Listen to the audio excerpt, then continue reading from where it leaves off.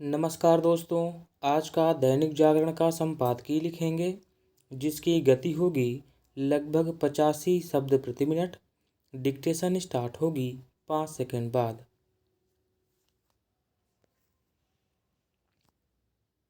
Start.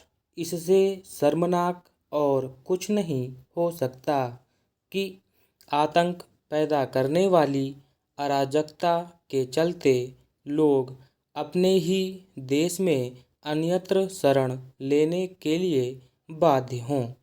दुर्भाग्य से बंगाल में ऐसा ही हो रहा है।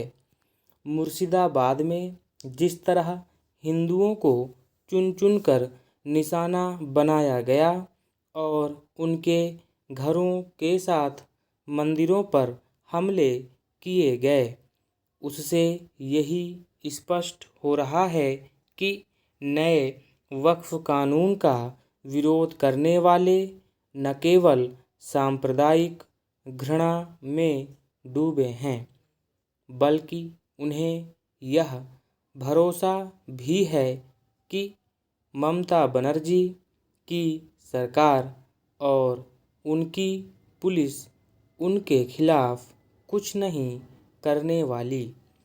वक्फ कानून का विरोध करने सड़क पर उतरे तत्वों के दुस्साहस का पता इससे चलता है कि वे सीमा सुरक्षा बल के जवानों को भी निशाना बनाने से नहीं हिचक रहे हैं। उनके इसी दुस्साहस के चलते मुर्शिदाबाद के हिंदुओं ने खुद को असहाय पाया और वे पड़ोसी जिलों और यहाँ तक कि झारखंड में भी पलायन के लिए विवश हुए। यह भयावह स्थिति यही बताती है कि बंगाल में कानून के शासन ने सुनियोजित हिंसा के दुष्चक्र के समक्ष एक बार फिर समर्पण कर दिया। बंगाल में इसके पहले भी ऐसा हो चुका है। मई 2021 में विधानसभा चुनावों के बाद वहां तृणमूल समर्थक तत्वों ने अपने राजनीतिक विरोधियों को इतना आतंकित किया था कि वे जान बचाने के लिए असम में शरण लेने को मजबूर हुए थे। तब भी वहां पुलिस मूक दर्शक बनी हुई थी। यह बंगाल पुलिस के नकारापन का ही दुष्परिणाम है कि मुर्शिदाबाद के साथ ही अन्य शहरों में भी वक्फ कानून के विरोध की आड़ में हिंसा हो रही है। खतरनाक यह है कि इस दौरान हिंदुओं को जानबूझकर निशाना बनाया जा रहा है।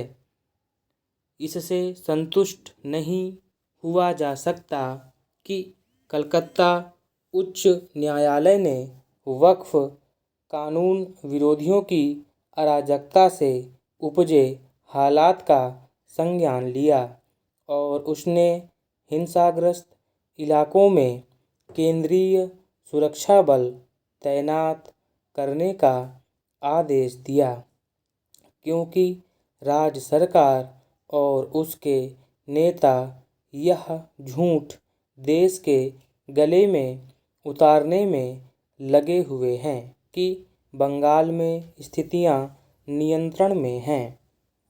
हद तो यह है कि तृणमूल कांग्रेस के कुछ नेता हिंसा के लिए बीएसएफ को दोष देने में लगे हुए हैं।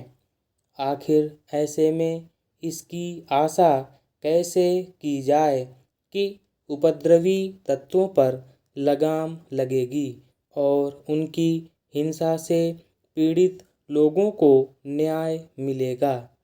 आश्चर्य नहीं कि पलायन करने के लिए मजबूर लोग फिर कभी अपने घरों को न लौट पाएं। आवश्यक केवल यह नहीं है कि केंद्र सरकार अराजकता में डूबे बंगाल में हस्तक्षेप करने के लिए आगे आए, बल्कि यह भी है कि सुप्रीम कोर्ट वहाँ के हालात का स्वतः संज्ञान ले। उसे वक्फ कानून विरोधी हिंसक तत्वों के उपद्रव के लिए ममता सरकार को जवाबदेह बनाना ही होगा। स्टॉप।